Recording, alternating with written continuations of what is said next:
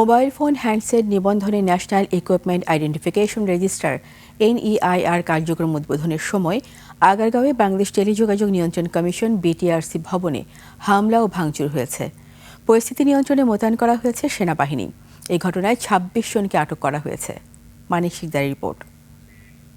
নতুন এবং ফিরে আসা গ্রাহকদের জন্য নগদে চলছে ক্যাশব্যাক সহ প্রতিদিন হাজারো উপহার জেতার সুযোগ। হবে আশা আর ফেরা, সারপ্রাইজ সেরা। বৃহস্পতিবার থেকে দেশে চালু হয়েছে national equipment identification register NEIR ব্যবস্থা।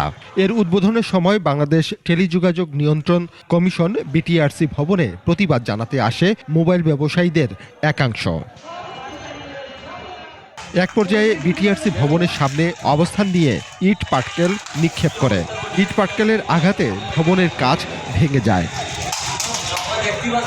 হামলার পর পরিস্থিতি নিয়ন্ত্রণে সেনাবাহিনী, পুলিশ, কোস্টগার্ড ও আনসার সহ বিপুল সংখ্যক আইনশৃঙ্খলা বাহিনী মোতায়েন করা হয়। আশেপাশে থেকে আমার সশস্ত্র বাহিনীর, বাংলাদেশ সেনাবাহিনীর সদস্য এবং কোস্টগার্ড ওনারাও চলে আসেন।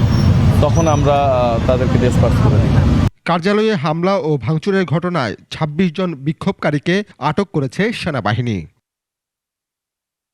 NEIR পদ্ধতির বিরোধিতা করে গত কয়েকদিন ধরেই মোবাইল হ্যান্ডসেট ব্যবসায়ীরা বিক্ষোভ করে আসছিলেন।